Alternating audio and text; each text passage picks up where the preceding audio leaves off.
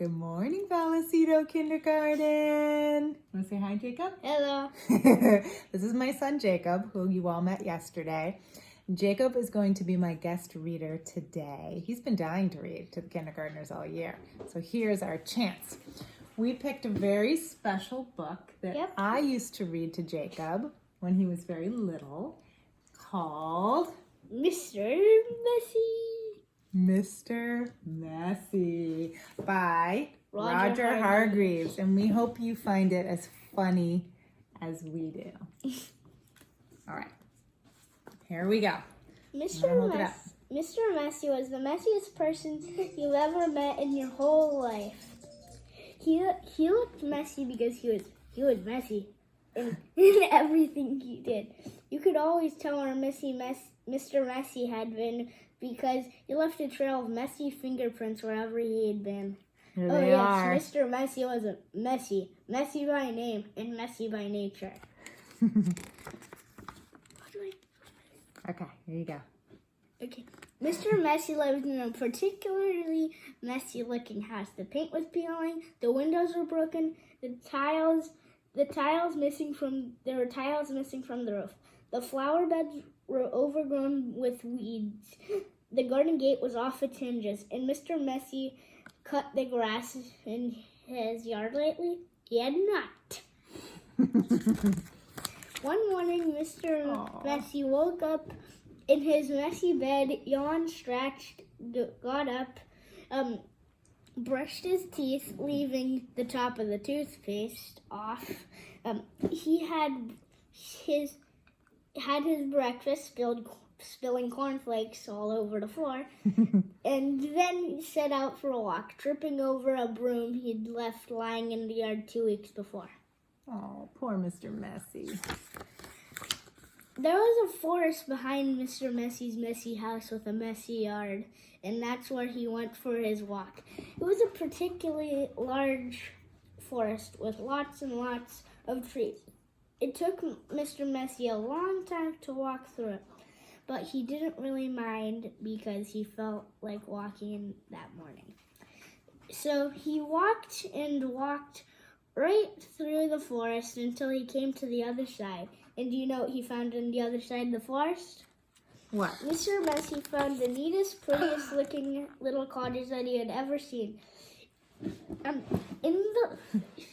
It had a lovely little yard with a stream running with a stream running right through the middle of it.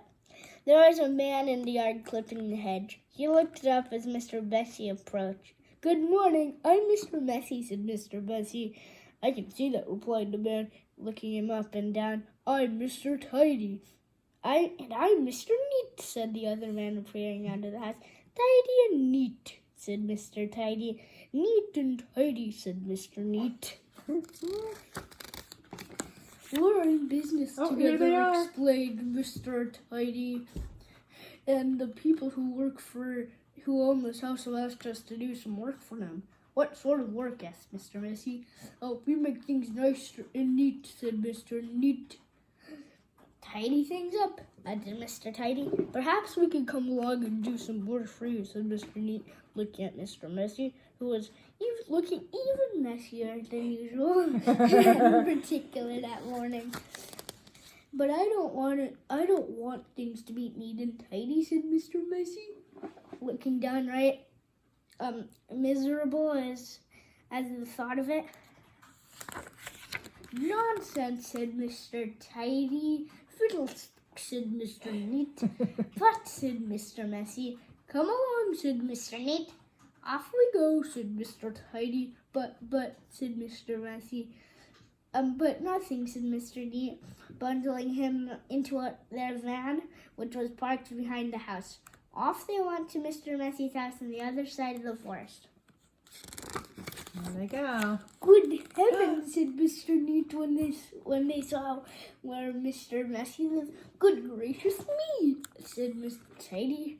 "This is the messiest house I've ever seen in all of my fortunes," they both said together at the same time. "Better do something about it," said Mr. Neat. And before Mr. Messy could open his mouth, the two of them were rushing here and there around Mr. Messy's house.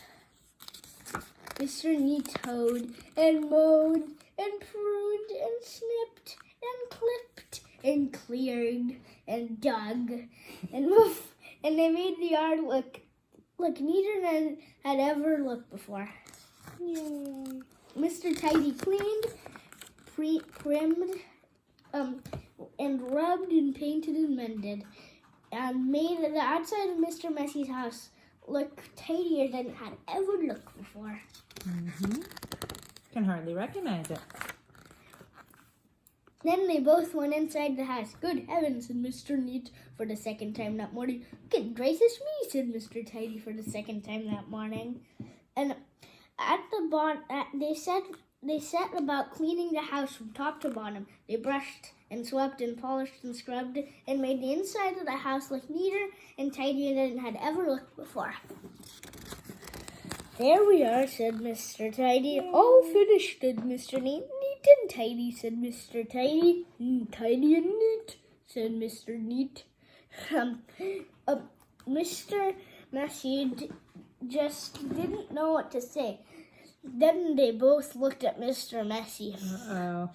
Are you thinking what I'm thinking? Mr. Neat said to Mr. Tidy. Precisely, said Mr. Tidy.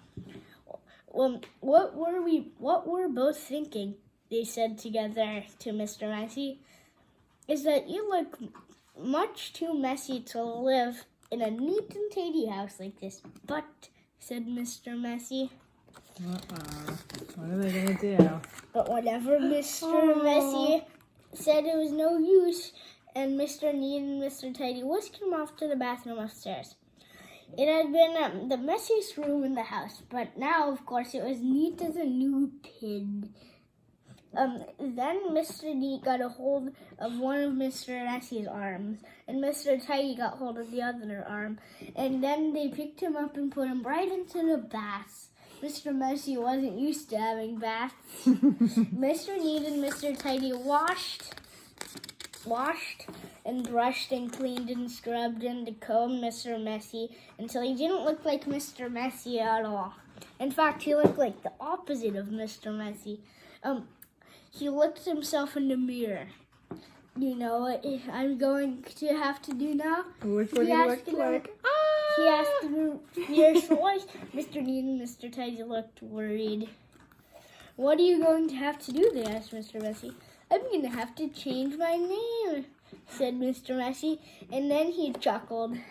Mr. Neat and Mr. Tidy chuckled, and Mr. Neat and Mr. Tidy chuckled. And then Mr. Messy laughed. Mr. Neat and Mr. Tidy laughed, and then they all laughed together and became the best of friends. And that really is the end of the story, except to say that if you're a messy sort of person, you might have a visit from two people. And you know what they're called, don't you? The end. The end. We hope you enjoyed today's story. Me and Jacob will enjoy picking one for tomorrow. We hope you all are doing well.